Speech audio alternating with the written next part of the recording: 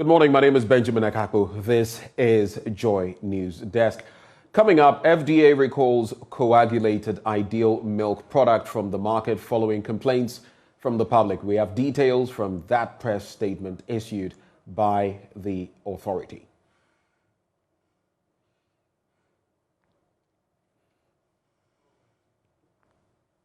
We also bring you news of that alleged shortage of food in some communities in the Mamprusi West municipality, which has forced the MCE to demand an increase in the number of LEAP beneficiary households in that community. We'll tell you more. And we'll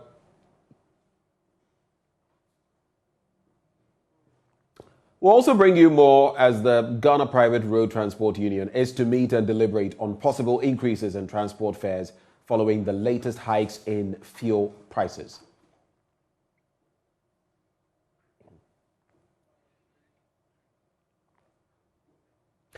We have business and all you need to know from the Black Stars' performance from yesterday's match in sports. This is Joy News Desk. Do stay with us. Hello, my name is Nathaniel Atto. You can catch up with all the fun and inspiration on the Joy Sports link here on Joy 99.7 FM, together with all other shows over and over again. It's very simple. All you need to do is go to myjoyonline.com/podcast and relive all of those fun moments over and over again. Joy 99.7 FM, your radio for discerning listeners. Joy 99.7. Our first story. The West Mamprusi Municipal Chief Executive, Arimeyao Somolaki, has appealed to the Ministry of Gender, Children and Social Protection to increase the number of LEAP beneficiary households in the municipality. According to him, the expansion of the LEAP beneficiaries has become necessary due to the increasing number of extremely poor household communities where many inhabitants are struggling to feed their families. The MCE made the appeal at the community of Bell, where he led a delegation on a working visit following reports of shortage of food, which was said to have led to the death of some orphans. There is more in the following report. The municipal chief and executive and his entourage were in this community on a fact-finding mission after the chief and his son claimed that the community was recording a number of deaths related to extreme hunger and food shortages. At the chief palace, the MC and his delegation met with the chief, his elders and a few other members of the community. He announced the reason for their presence in the community. When I came the last time, chief didn't tell me anything about orphans dying in hunger. The truth of the matter is that even if there was something of that sort, the first complaint should have been to the district chief executive through the assemblyman.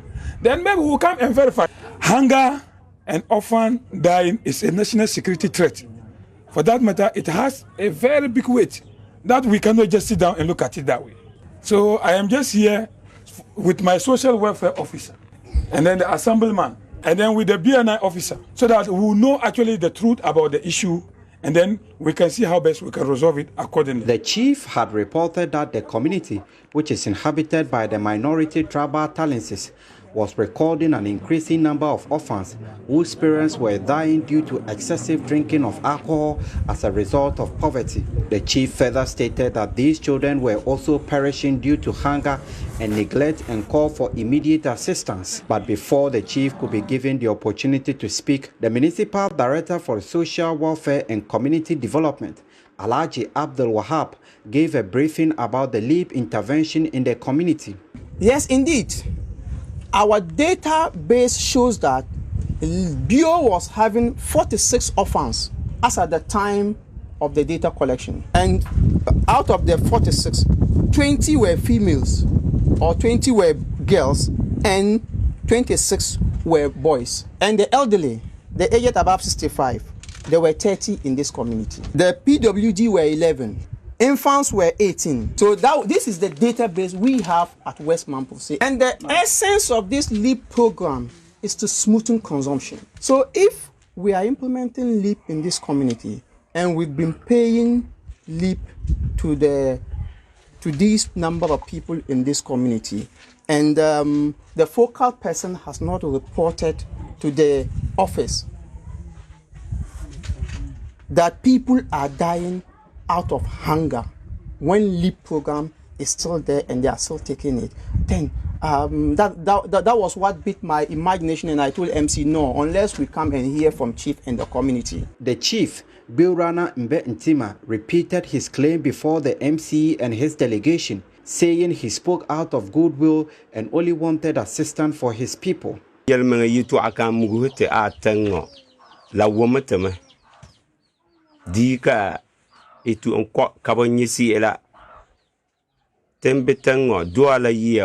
I said was that there's suffering here. There's no food. We had very bad deals last year, and there are orphans, about 11 of them, plus widows. We used to have cattle which I inherited, but thieves came and stole them, leaving us with nothing. It has become a burden on me. That is why I made those appeals. I made those comments about the orphans and the hunger here, but I'm not enlightened to appreciate the consequences of the report I gave out. So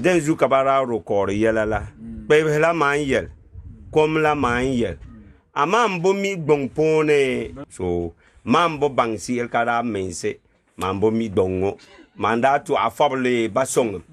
In response, the MCA, while calling on the Ministry of Gender, Children and Social Protection to intervene urgently, promised to facilitate the inclusion of the community into the school feeding program to reduce parents' burden and encourage children to go to school. I want to appeal to the Ministry of Gender, Social Protection, that they should expand the leave beneficiaries, not only to the community, but to the entire municipality.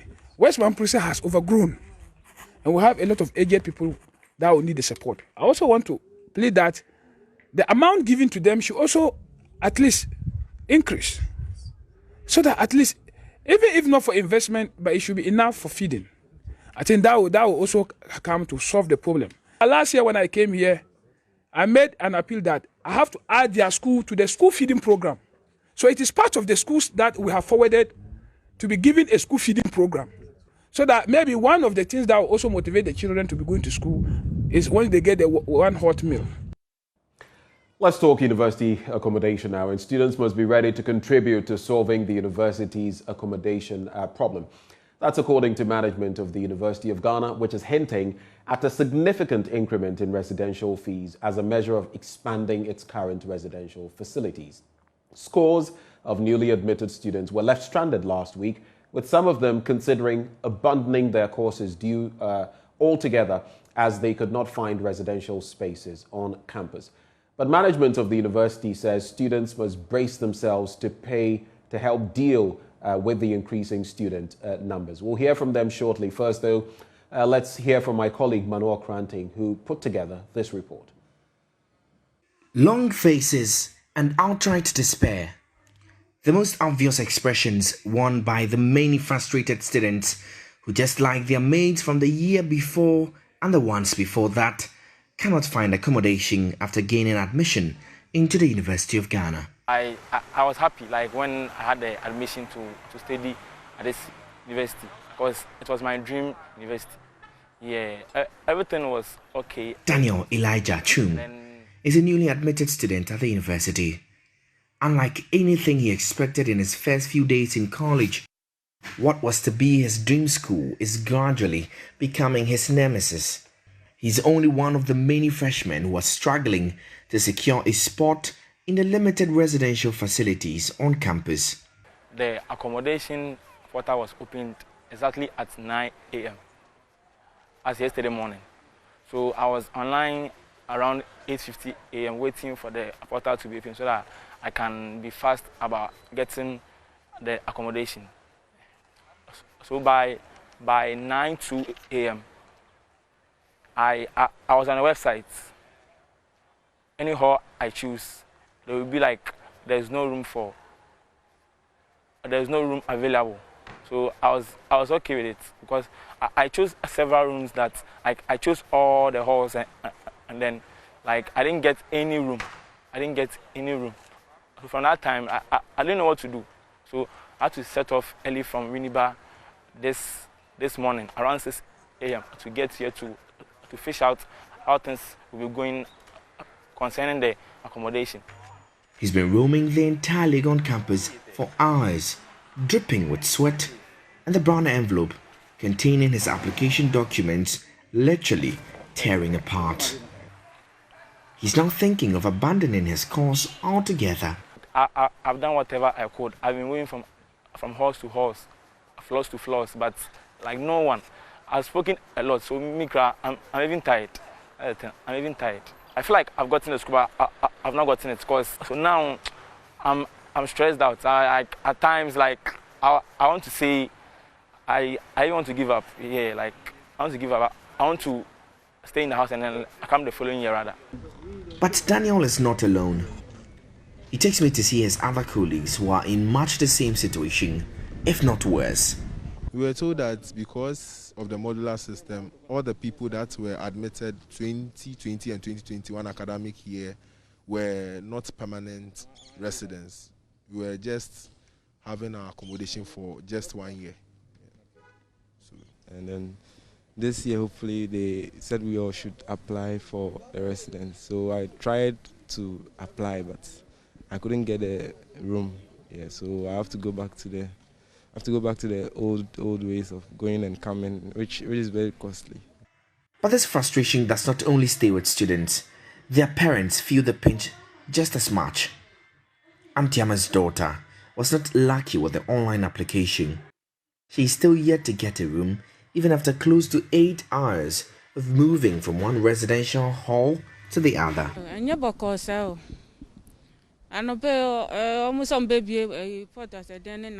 Things are not well. They said the portal was to be opened at 9 a.m., but we tried and couldn't get access. Now they say the rooms are all taken, and we are coming all the way from Winneba. How is my daughter supposed to come to school all the way from Winneba to Legon every day? And the story is same for thousands of other students and their parents. Indeed, most of them have had calls to explore off-campus options. Some of them are fortunate, and others not so much. Outside campus, to try our luck whether we'll get a hostel. So we chanced on one kind of uncompleted building, but it has been, a little touch up on it, and it's quite okay. We saw some of the students there, so we also tried to go there and then make inquiries. So it's 2 in a room. Then 2,000 watts. He said 620 cedis. 620 cedis. Semester. Can you imagine? 2,620 cedis for one person. Yes. Now, with each passing admission window, the accommodation crisis here at the University of Ghana only gets worse.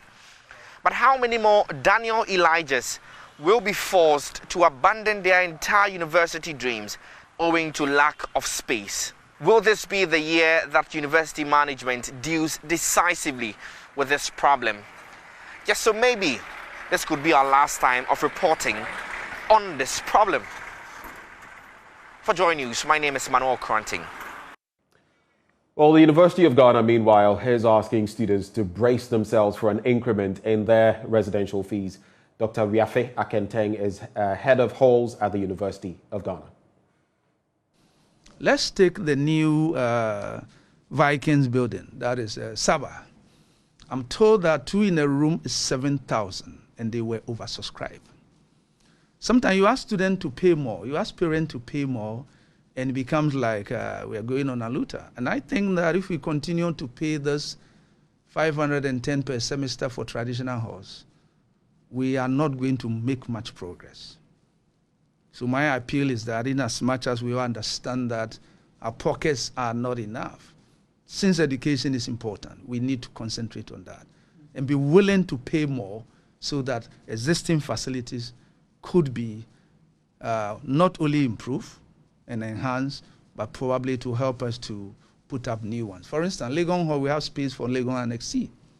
Annex D, we have C already, but we don't have the funds. But if students will be willing to pay a little bit more. Well, as a temporary measure, Dr. Akenteng says management has secured some 400 extra beds in off-campus facilities for interested students. The long term, already, private individuals have provided. We have African Union. So that is be another option to have more of that. Then the other is the university also. I chair that committee. We have what we call off-campus accommodation. Within certain radius or meters, we had about 12 kilometers radius of University of Ghana. We put an advert, daily graphic, Legon website, and we have a number of facility owners who applied. And our PDMSD, that is our Physical Development Office, went over to inspect, to look at location, facility, security. So we have close to 400 beds from that. That's the initial thing with that. And those will be made available on the Legon website, most likely tomorrow. And that is not going to be the application we've done for on-campus rooms. But thus you go there and check. They all have the photographs, they have the location, they have the rent, they have any other information that you need to make a decision. So you can go. In other words, the university has taken that initiative, and we're going to continue that. Well, let's turn our attention to food safety now. And the Food and Drugs Authority has begun recalling some batches of Nestle Ghana's evaporated milk from markets across the country following complaints from customers. In a press release, the FDA revealed that it had undertaken a comprehensive regulator action to ascertain why customers' milk were getting coagulated despite not being expired. The authority said the root cause analysis indicated that the skimmed milk powder, the raw material used to produce the milk complained of, has poor heat stability. Let's get some details of the statement now, as you can see on your screens, and it says, update on consumer complaints on coagulated milk products from Nestle Ghana Limited. And the Food and Drugs Authority wishes to update the public on developments concerning consumer complaints on coagulated milk products from Nestle Ghana Limited.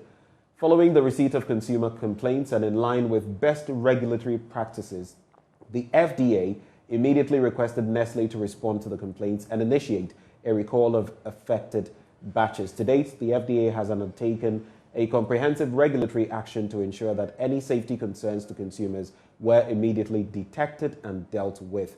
The processes are mentioned, a complete good manufacturing practice inspection, a review of analytical reports, documentation of raw and packaging materials, and product analyses. Now, the statement also adds a microbial analysis was conducted on samples taken from the manufacturing facility and complaint samples at the FDA laboratory. Results indicated that there was no microbial contamination of samples, and therefore there is no food safety issue with the said coagulated milk products from Nestle. And so based on the above, the underlisted batches of evaporated milk, which were manufactured with the affected raw material, are being recalled. And you have them there on your screens. That is the directive that has been issued on the back of this development. On to our next story, and the Ghana Revenue Authority has announced a 0% tax for persons receiving monthly salaries of 365 Ghana cedis and below, or annual salaries of 4,380 cedis. Others will also see a marginal increase in their monthly salaries. What's informing the new rates and to what end? Well, Deputy Commissioner General of the Ghana Revenue Authority has been explaining more on JoyNews Prime from last night. He spoke to Ernest Menu. One of the intervention, as far as the policy intervention, has to do with the individual tax rates, which is supposed to provide safety net for the low-income, earners. Okay. Now, what it is that if you earn 4,380 per annum, the law says that don't pay tax at all. 4,380 Ghana, you are not paying any tax. If we convert this one into month, then it means that if you earn 365 Ghana cedis per month, you don't pay any tax at all. Okay. If you additional income of 1,320, you pay tax rate of 5%, which works up to 66. Now, what it means is that if your total income for the year is 5,700, you are paying only 66. That is the first 4,380. You don't pay tax on it at all. Then the additional 1,320, you pay tax at a rate of 5%, which is 66. Now, what does it mean? What it means clearly is that there is going to be a marginal tax rate, marginal relief, as it were, for self-employed persons and salaried workers. If you are a salaried worker, obviously you are going to experience a reduction in your tax payment. This is just because government has reviewed upward the individual tax rates to provide some cushion to some individuals. But let me just hasten to say that if you are high income earner, of course you may also experience a little drop in your taxes. It's just going to be a little, not so much. Whatever it is, there is an increase in disposable income. So just for clarity, this is mainly going to benefit low-income earners. So if you earn so much, like my producer, Abla De Souza, it means that this may not apply to you. Obviously, every person will experience a marginal increase, but those who are going to actually experience so much are the low-income earners. Great. So your producer certainly will experience some little. Very little. Increase. Okay. Now, does this place any responsibility on the employer or employers? The responsibility it places is that the employer is required to actually deduct the appropriate taxes to the Ghana Revenue Authority. So it may require the employer to configure their system to ensure that they accommodate the new rates as provided by law. Let's talk transport fares now. And the leadership of the Ghana Private Road Transport Union says it will meet later today to consider transport fares in the wake of the increasing cost of fuel. The meeting, the first to be held this year, will assess the hikes in fuel prices and spare parts, among other variables, over the period to determine an increment in transport fares. Mr. Abbas Imoro, head of communications at the GPRTU, told the Ghana News Agency. The Concerned Drivers Association of Ghana on Monday, January the 10th, 2022, announced that it would increase transport fares by 40% from Monday, January 17th, 2022. In a press statement, the association said the upward adjustment had been necessitated by the rising cost of fuel, spare parts and lubricants, increment in cost of vehicles and the high cost of living.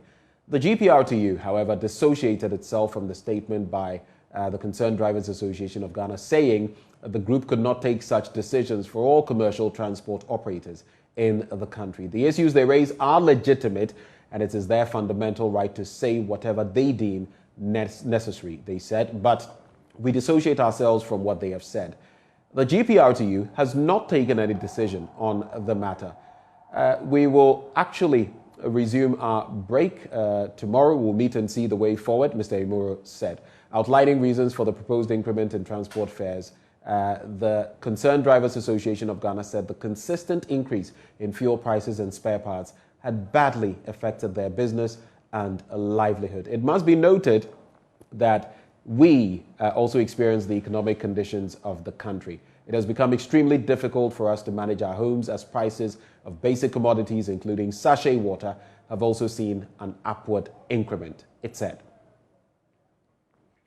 Child labor in focus now, and Child Rights International has called for a deeper appreciation of the endemic nature of child trafficking across the country to ensure proper and more effective approach to addressing the menace. Executive Director for the not-for-profit organization, Bright Appear, believes what qualifies as trafficking is more complicated than it appears to be. His comments come on the back of the latest JoyNews hotline documentary dubbed Children in Cocoa Labor, which has led to the arrest of some 8 persons in connection with suspected child trafficking. He spoke on the AM show. In Ghana, there have been a lot of effort in reducing child labor. In 2015, the child labor rate was almost around 48%.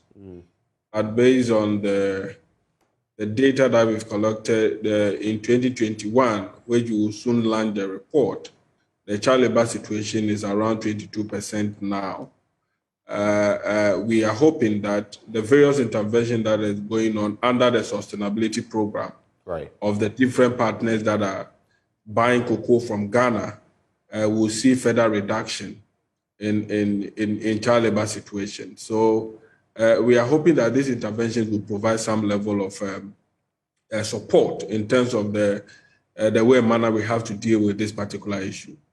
I personally feel that in dealing with this, we need to have a structure in handling some of these things because the issues of trafficking, if you look at the various indicators that comes out in terms of what you qualify to be trafficking issue, is a bit deep and very complex. So the calculation of it is very, very important. And this is what stakeholders like Cocoa Board, the Ministry of Employment, and any other institution that is working in relation to dealing with child labor must have a full understanding of it so that when we are practicalizing it, we know that Ghana is taking certain steps to be able to do with that. I listened to Cocoa Board yesterday on some of the steps that they are taking, especially the arrest.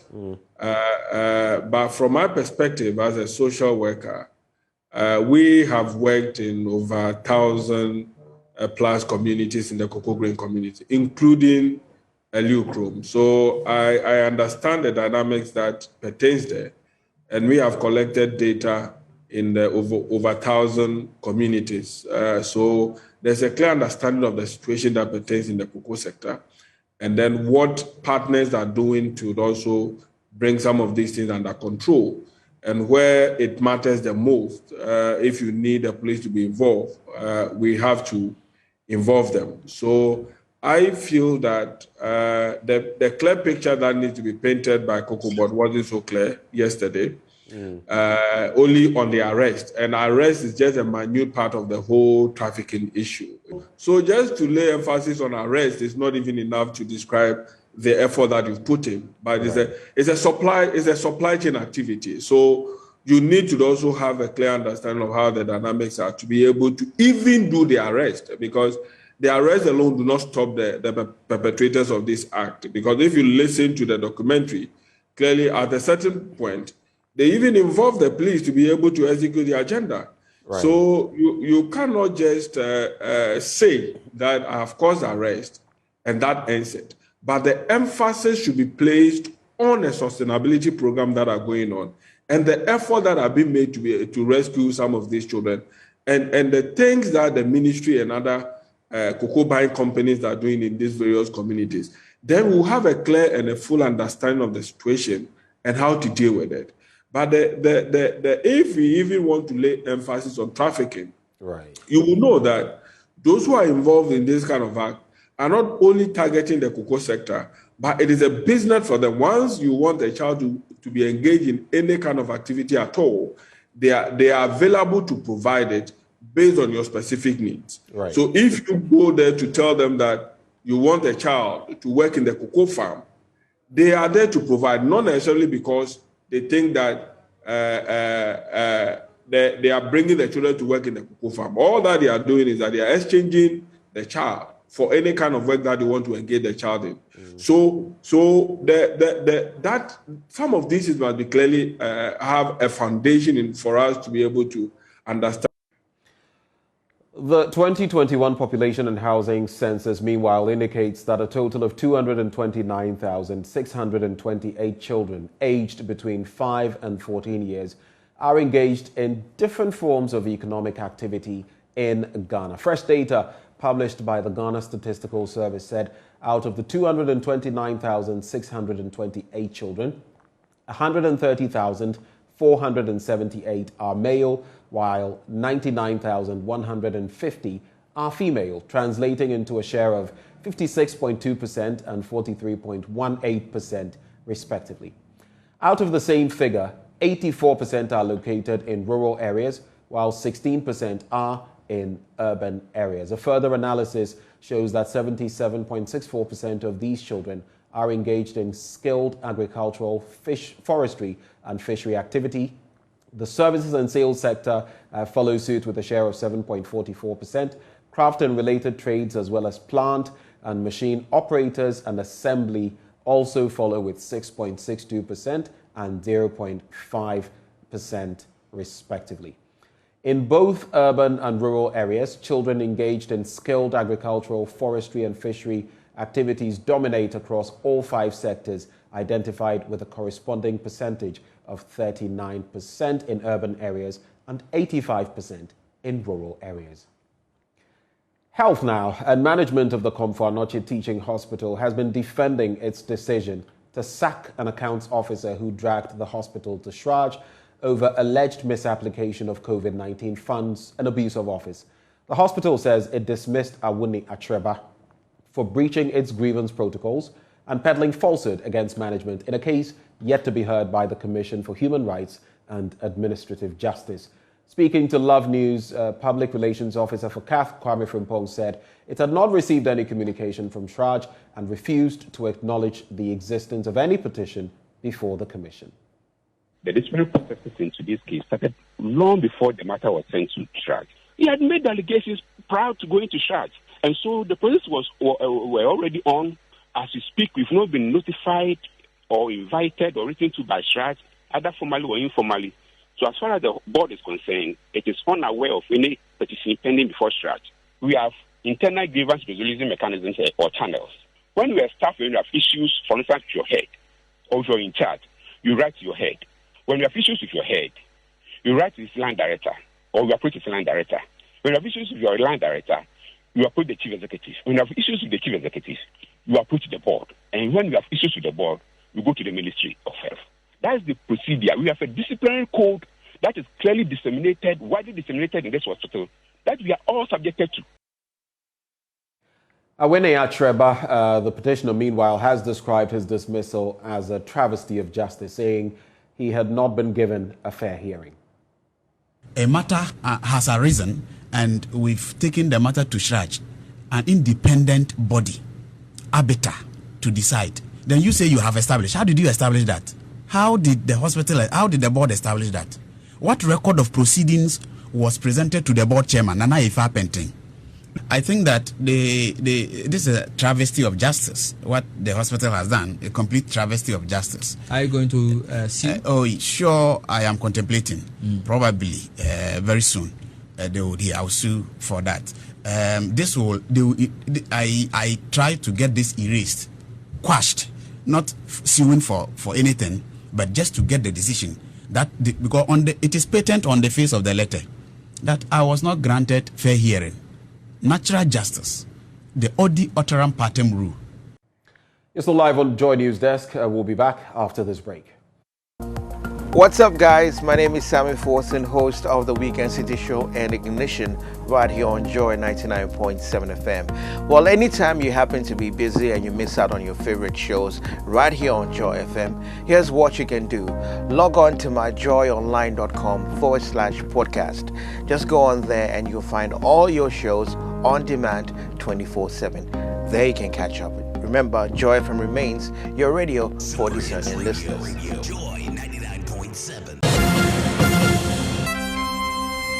Hello, welcome to Business. My name is Darryl Kwao. Cocoa Board says it has taken steps to ensure that cocoa shipment to other parts of the world are not affected by the strike by cocoa carriers.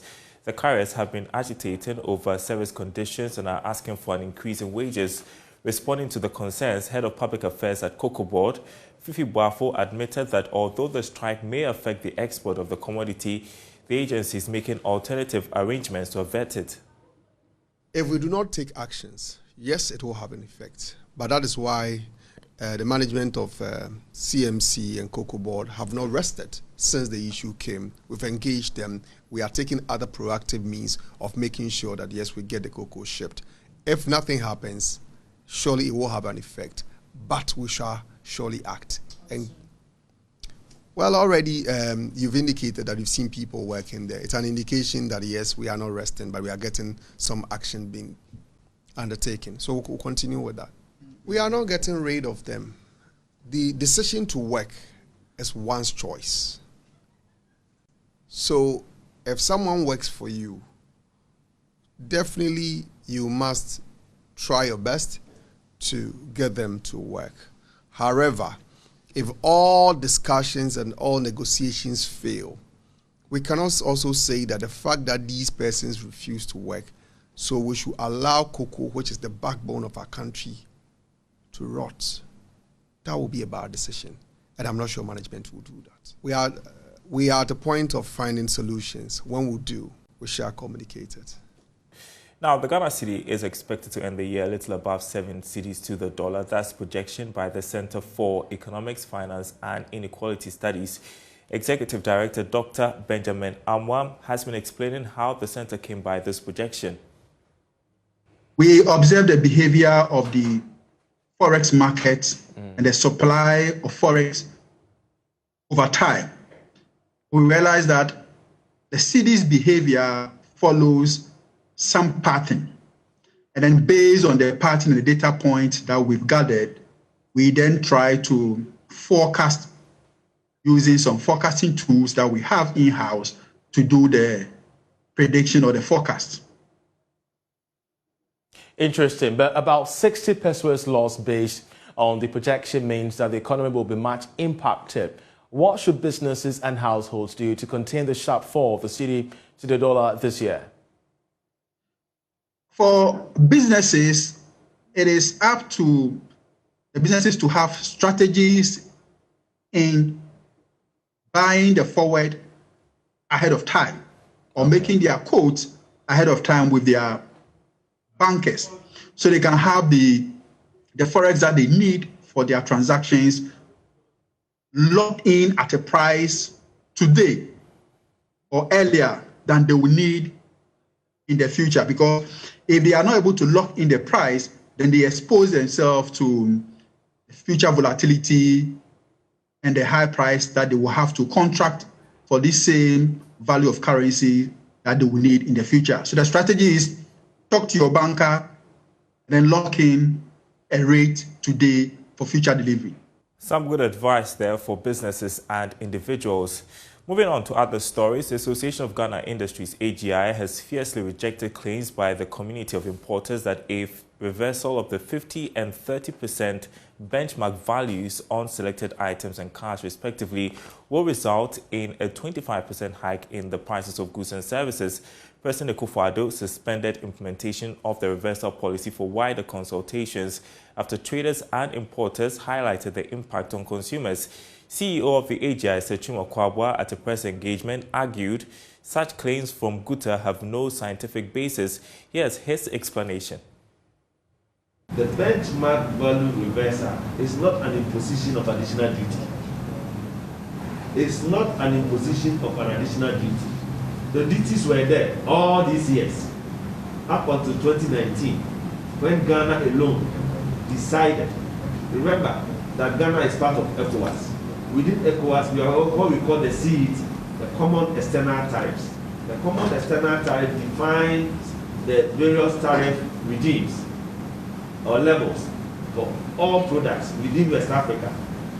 Ghana's strategy was that because we cannot touch the duty rates, if you want to reduce the cost of bringing goods into the country, let's touch the benchmark values. What the benchmark value means is that the values at which you apply the duty on, government decided that they will reduce it by half without touching the rates, the duty rates. So invariably, you reduce the value, the duty that you are paying without touching the rates. Do you understand? So it's not an imposition of a new duty. All we're saying is that go back to where you were before. So we'll be consistent with our colleagues in the sub-region. It's as simple as that. Another explanation that I need to quickly give, and I think this issue has come up several times, so let me take the opportunity to quickly give this explanation. There's the argument that this is going to lead to doubling of prices, and people are worried about it. It's a false information that is being spread. Me and you will go to school on this quickly, 2 minutes. Now, why will it lead to doubling of prices? When we import, assuming you import goods, your cost of importation, clearing everything, plus your margin is 100 cedis. You are asked to pay duty of say 20%. 20% of 100 cedis is what? 20 cedis, isn't it? So it means your selling price to cover your cost and the duty will be 120 cedis. Is that not it? Yep. Very good.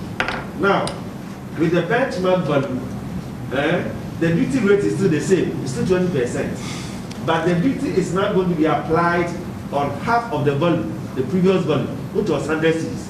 So the value which is being applied on now is 50 cedis. You get it? So instead of 100 cedis value, now you apply it on 50 cedis. The 20% still stay the same. 20% of the 50 cedis is now what? 10 cedis. Add that 10 cedis to the actual cost, which is 100 cedis. So your selling price now becomes 110 cedis instead of 120 cedis. That's what has happened. Pre-benchmark, you were selling at 120 cedis. Post-benchmark, you are selling at 110 cedis. The difference is what? 10 cedis. Now, we say reverse it. When you reverse it, where do you move from? Now you are at 110.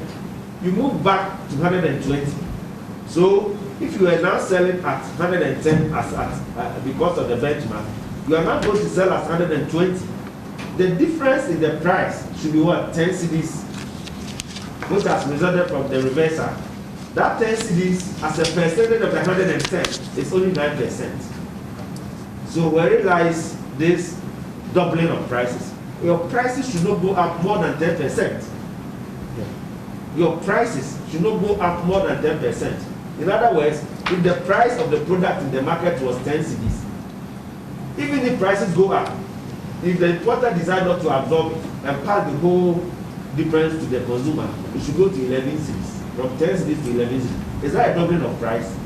Why are we deceiving ourselves that prices are going to double and everybody is getting worried? But this simple calculation, go and analyze it. It will not be more than 9%. Maximum, even if you want to cheat, is 10% increment. Will that break the back of everybody? In any case, it's not an imposition of additional duty. It's a reversal. So go back to the previous position where we were. Now, founder and executive chairman of First Sky Group, cedi has made a passionate appeal to government to consider making at least 2 sessions of dialysis treatment costs a part of the medical services covered by the National Health Insurance Scheme.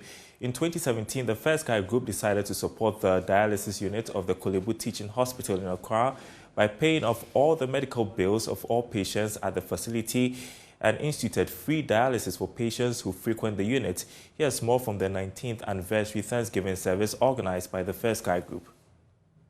The First Sky Group has so far expended 20 million cedis on providing free dialysis treatment to patients at the Kolebu Teaching Hospital.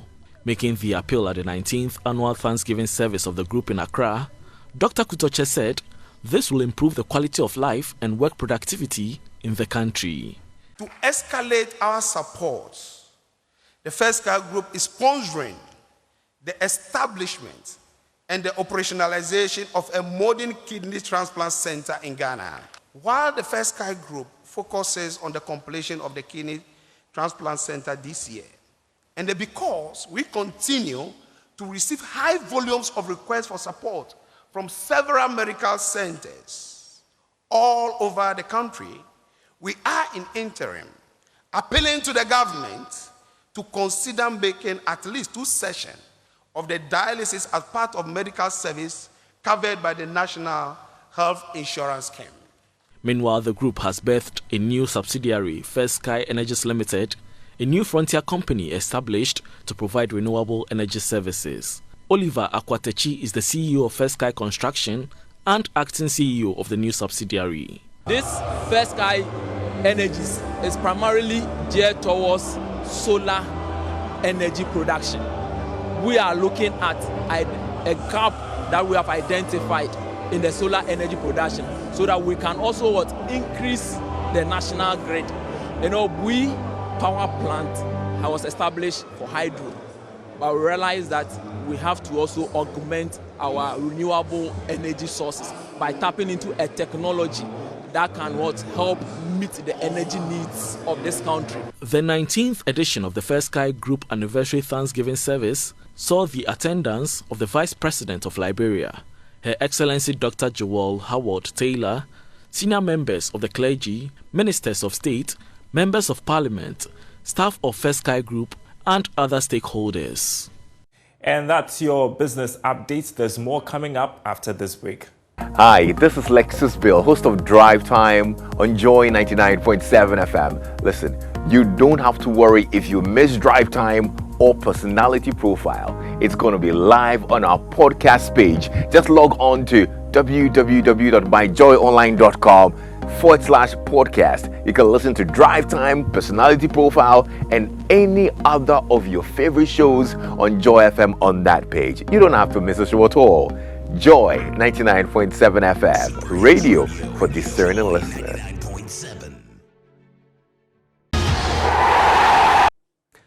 Time now for sports. It's been a rocky start to the Black Stars campaign. Well, to give us the issues, Muftau is right here. This one, I can't give you a fist bump because right now it's not looking like a fist bump moment. It's a very patchy start. Where do we go from here? Go back to the drawing board. The board that we've been drawing on for so many years, so many weeks, and the board, there's still enough space in the board for us to go. The same board go and draw on which the taxpayers' money is doing a lot of. Well, I think this drawing board, for the sake of the taxpayers, this drawing board should get some returns. Should be a board of confidence, a board of willingness to take risk. The more you take risk, the more your chances of winning. If you're not willing to take risk, then don't be someone who is also willing to succeed. If you want returns, you must risk it. You must risk it. And the Black Stars were not willing to risk it yesterday. That was what transpired in their game against Morocco. I think it was a game they could have won.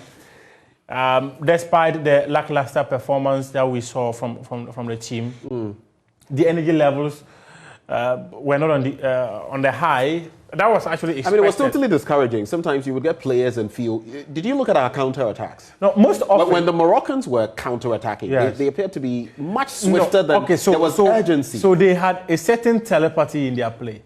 We never had that. And you said, and I think most earlier when I was engaging George Addo Jr., or was it you earlier in the day, I think you were talking about the fact that some of these North African teams, because of the Arab, cap and all of that, so at least they had time to gel. These were players that had come pretty late. And even these countries, they've had a certain transition, a certain plan over the years. We have not had that.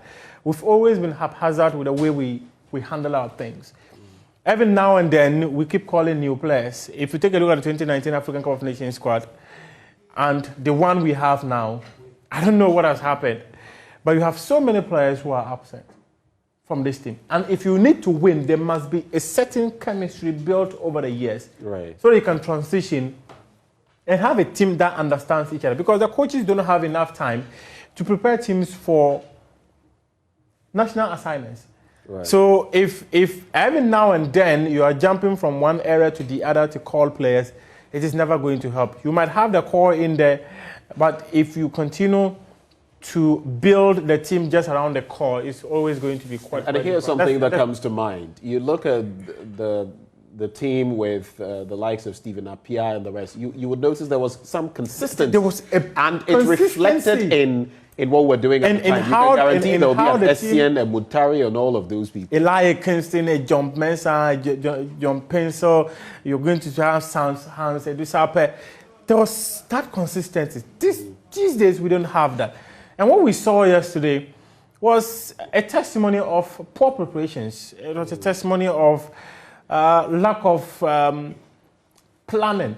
It was a testimony of the leadership of the team failing woefully in terms of the ability to have foresight of what we want to achieve in future. And that was what was we also take a look at Morocco. How they were able to transition the ball from one area to the other. We didn't have that, and that is where our worry should be. I've heard people say that because the preparation was most of the players arrived late and all that. Our case is not peculiar.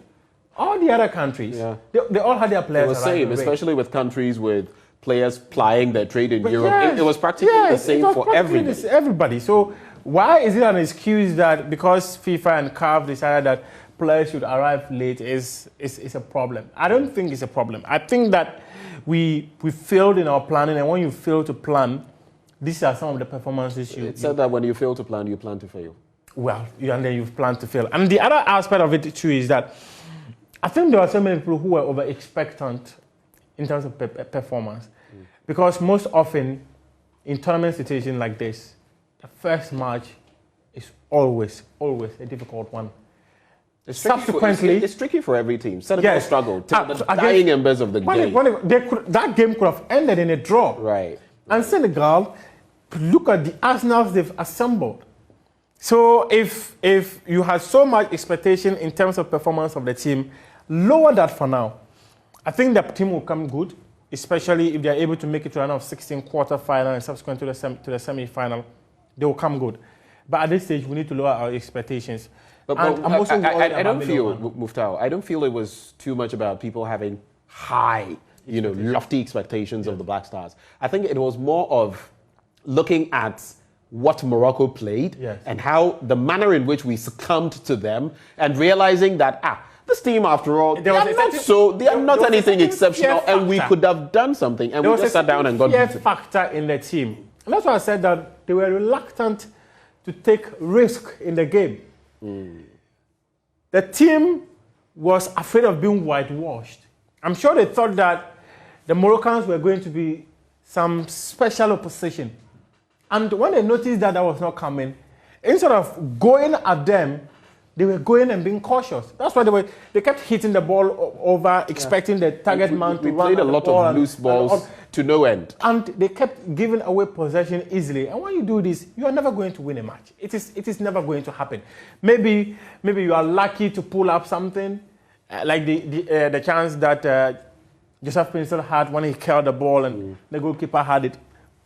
On any day, there's a possibility that ball could have gone in and could have won the game for Ghana, and we'll be excited that we've won. But the performance itself was below par because we did not plan that this is a game we're willing to win, and that let's be cautious. If we don't score, they shouldn't also score. In the end, they scored. Okay, well, we'll leave it here for now. We're all still concerned about what happened to Andre Dedeayu. We can't get into that, but the hope is that, because I can't imagine the team without him at this juncture. But thank you. Thank you, Muftau. This is how we draw the curtains on Joy News Desk. Thank you for watching.